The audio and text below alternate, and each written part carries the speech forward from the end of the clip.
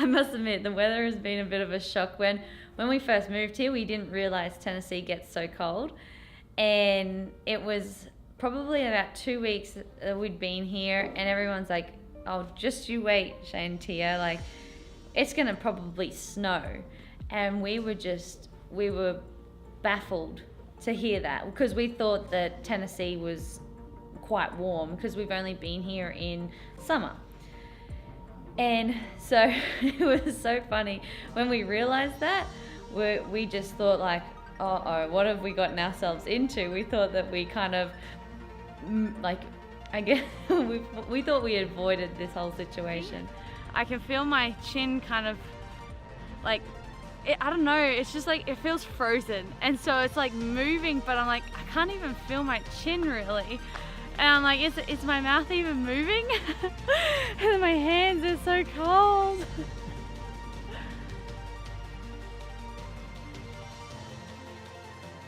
So we moved to Cookville at the start of October, but we didn't actually move into this apartment until at the start of almost like on the 12th of November. So we were here just over a month beforehand, and we're staying at Seniors, Rich Froning's dad's. So that experience was awesome, and I think like sometimes Shane and I we're so grateful and so happy that we actually got to experience living with Senior, because we got a little bit more of a local vibe, and we also, I think it kind of allowed us to get to know everyone a little more as well, because we were living with Senior, and he's so involved in everything that we were doing so much. And by doing that, it allowed us to feel super welcome, and I think it was just such a fantastic way of transitioning from being in Australia to coming over to overseas and living overseas, which I thought I'd probably be a little homesick. But Shane and I, we on a daily basis just say how lucky we are to be able to do this, and it's something that I know we'll look back on for the rest of our lives and think that this was like the best years of our lives. It has been an amazing experience so far, and I think that the best is yet to come. Hello, welcome. MTV Cribs. Is it, or CrossFit Cribs? So basically, it's like just a 1-bedroom apartment. It's super cozy. You know, you got your living room here, and then we've got our dining table here, the kitchen, and then up here is our bedroom. Just super small, but like perfect for us. So Tia and I, we like to sit down when we have a coffee in the morning, and if we have a bit of a late start, we like to reflect and go over the last few workouts and see how she's performed, so we can sit down and really analyse her performance, look at her splits through the Wodproof app, and then just identify key points what went really well, and then points where we can actually focus on in improving. Yeah. So it really puts, for someone like Tia as a visual learner, she can really put down or identify key points where she can focus and improve. Put our light shoes on today.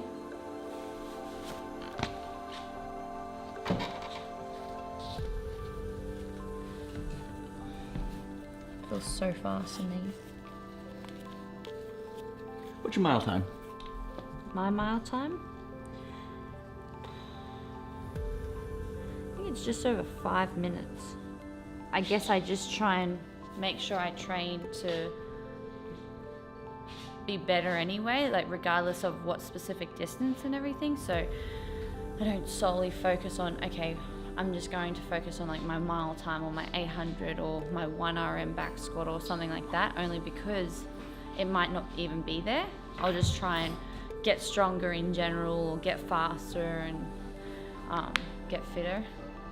So it's like it's harder to give you a number when I don't really specifically train solely for that, if that makes sense.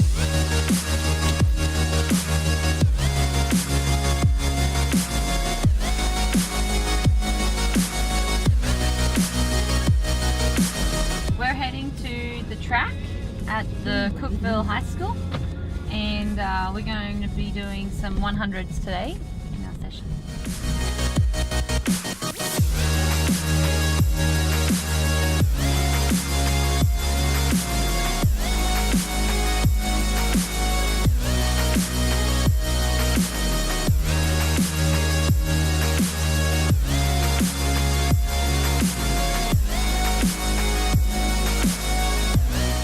So we're just going to do some agility work to start off with, warm up the body a little bit more, and then we're going to do 10 100s on every 3 minutes.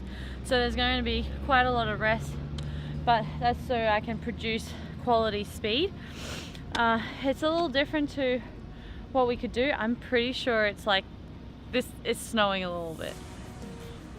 Ah! Isn't that crazy? For me, that is so crazy. It's snowing! Woo! I think it's different. I think we probably killed that word already, different, but no, we enjoy it. It's just certainly different to what we're used to, like the extreme side of thing. I think if you could take away one thing, it's just trying to be in our perspective where it's sunny 360 days of the year, the other 5 days it's just raining.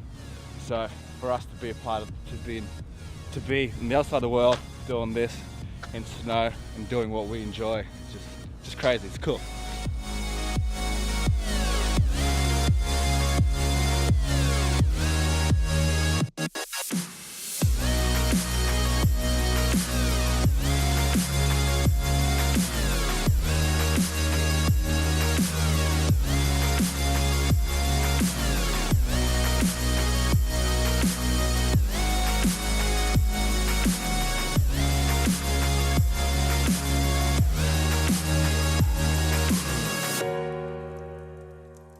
So every day is a little different. It depends on the training, whether or not I have a double day or I have just a single day, or even if it's a rest day.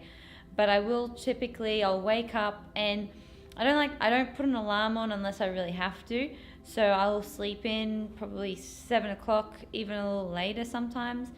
Depends on how the body feels really. And I will wake up, I'll slowly wake up by reading a book. You know, there's so many sayings out there that, you know, start your day off right. And one thing that I really want to focus on is expanding my knowledge and learning a little bit. So by reading a book, I think that's a really great way of learning and also trying to, I guess, expand my knowledge a little bit more.